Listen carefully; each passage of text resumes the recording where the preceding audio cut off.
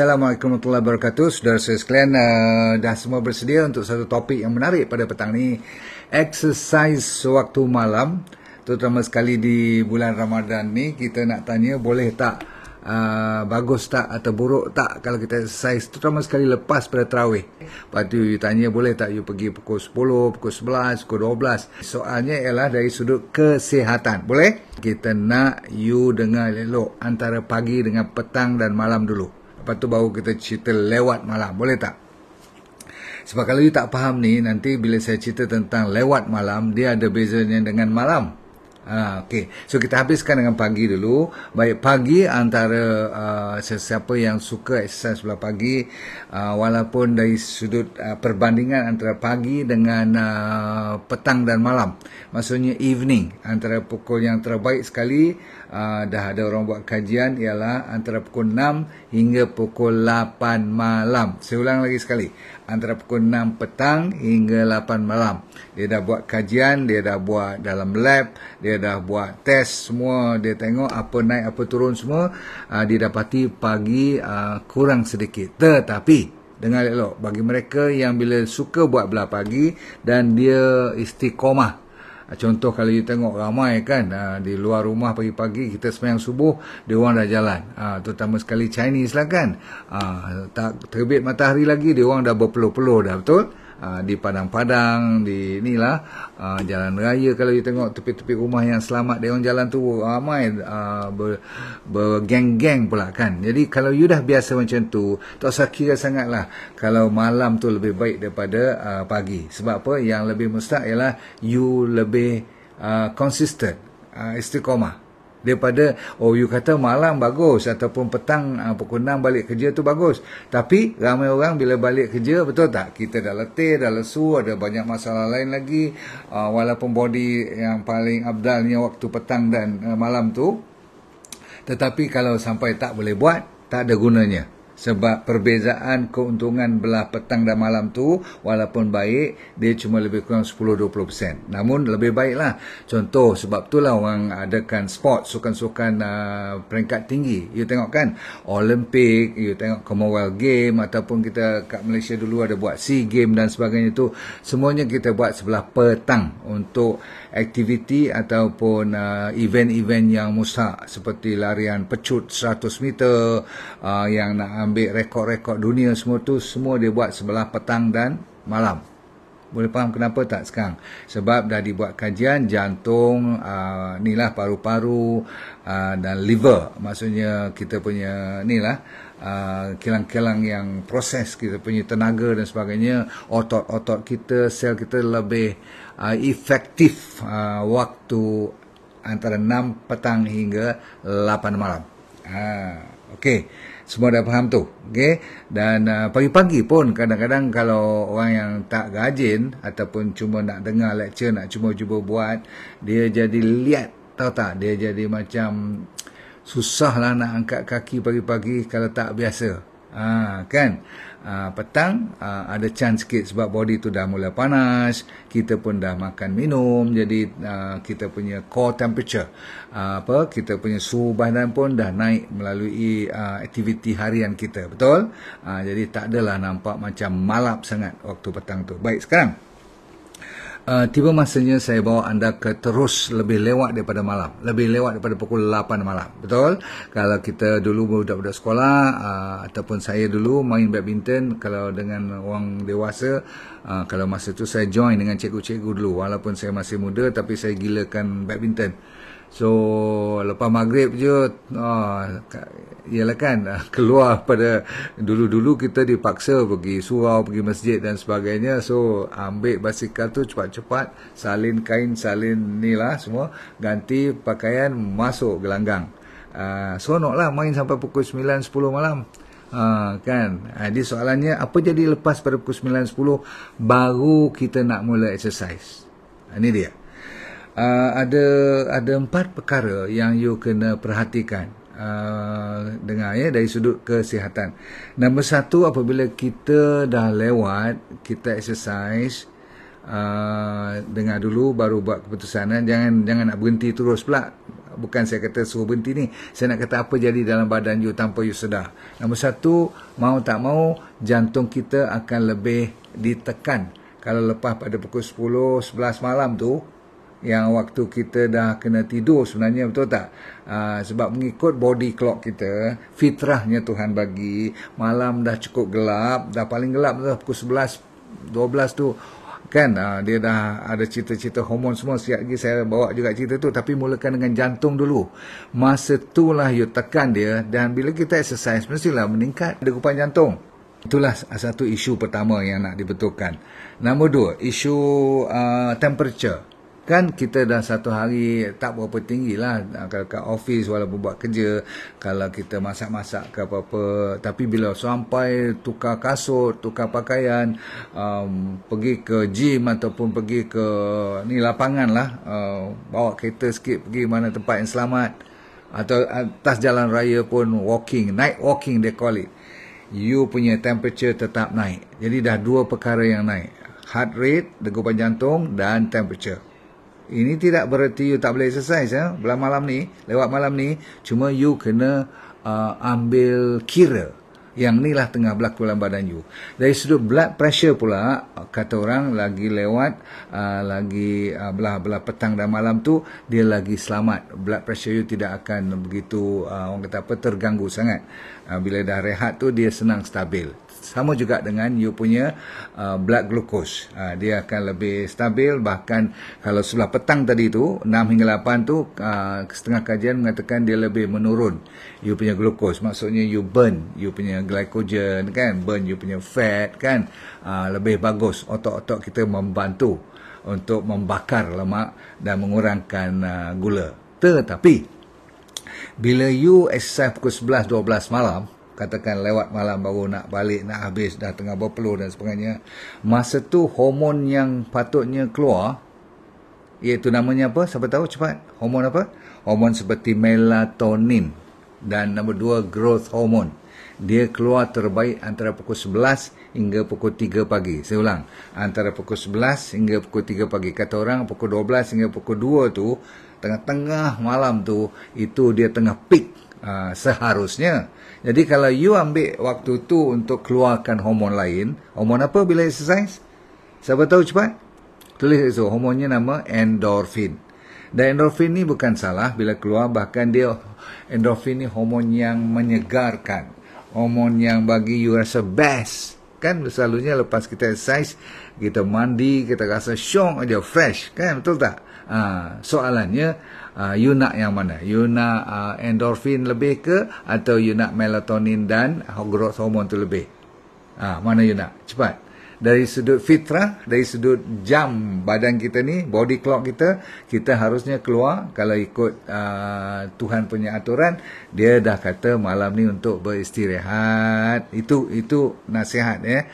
Tapi kalau kita kata, oh siang tak boleh buat lah, kita puasa lah, betul lah kan. Saya suruh kalau siapa yang nak exercise sebelum buka puasa tadi, pun adalah satu pilihan yang bijak. Saya ulang, sebelum buka puasa antara pukul 6.30 sampai pukul 7. Kita katakan buka puasa pukul 7.20 sekarang, kata 7:26 ke whatever time. So you still have time untuk balik rehat dulu ya, kalau nak mandi ke, bersiap, lepas tu boleh turun buka puasa. Betul tak? Itu yang the best. Kalau you boleh tahan dahaga lah, kan. Dan exercise pun bukanlah saya suruh yang berat-berat. Ramai yang telah mendapat manfaat dari DND 369 Sacha Inchi Oil. Pastikan DND 369 Sacha Inchi Oil yang original hanya dari DND. Dapatkan daripada dropship sah DND. Baik, balik pada nombor 3, ada 4 saya katakan. Nombor 3 ialah melatonin dan growth hormone tadi, dan nombor 4 ialah tidur.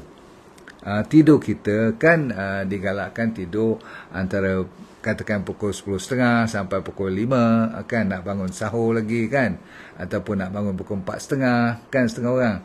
So antara 10.30 4.30 tu dapatlah lebih kurang katakan 6 jam. Cun lah tu kan. Jadi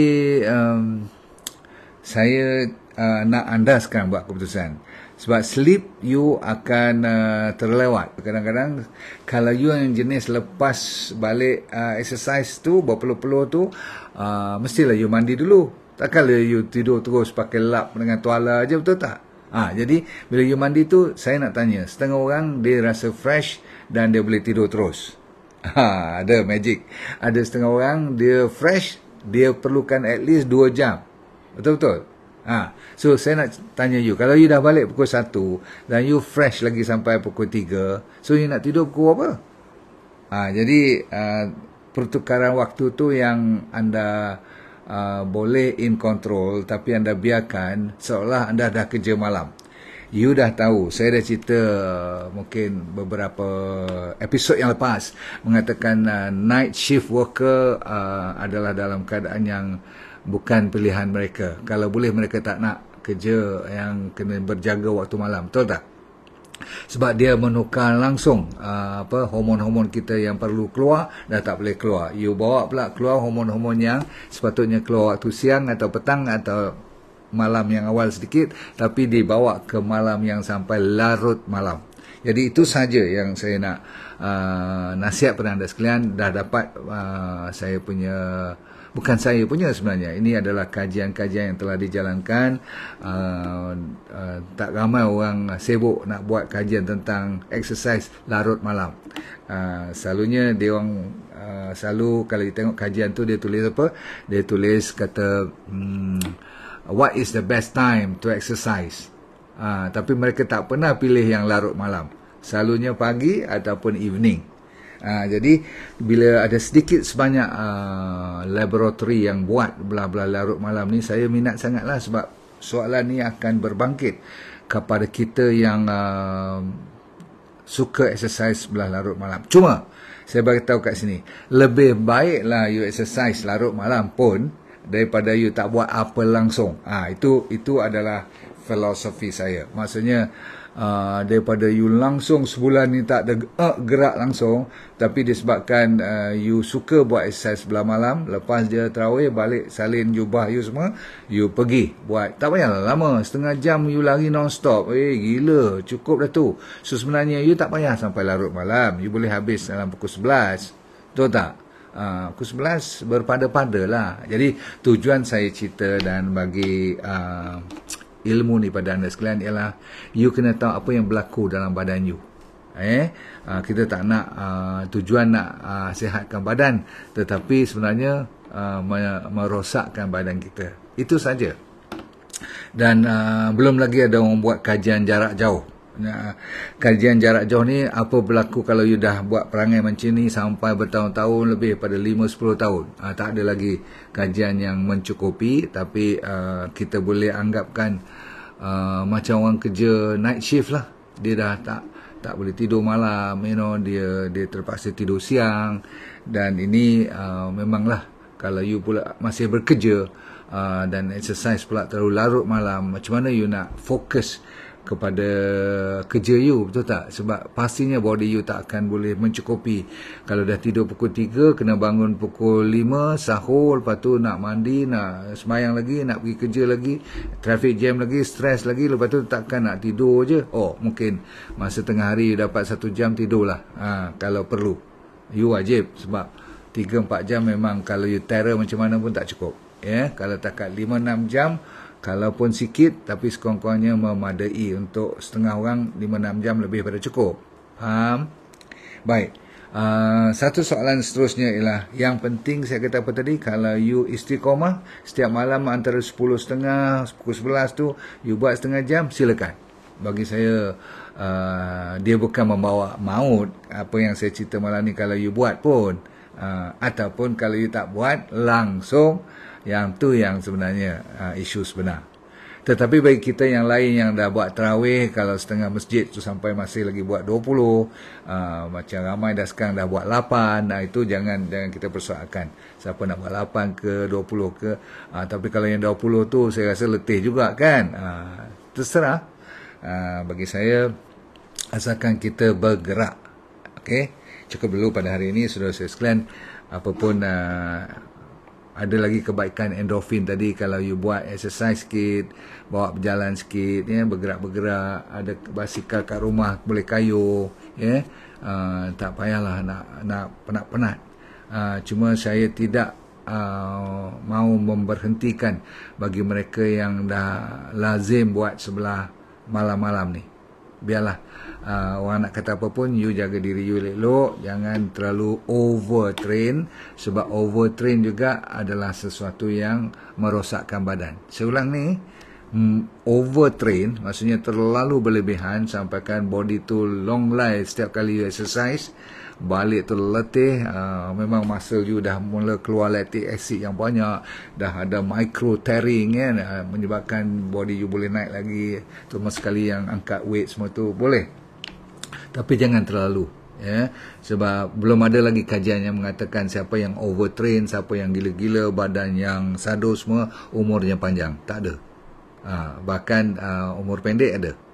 Jangan main. Ini bukan saya kata, ya. Tapi kalau berjalan kaki, kalau ringan-ringan, saya kata apa tadi, berbasikal dalam rumah pun, static bicycle, atau pergi kalau ada swimming, pergi swimming, itu tak ada masalah.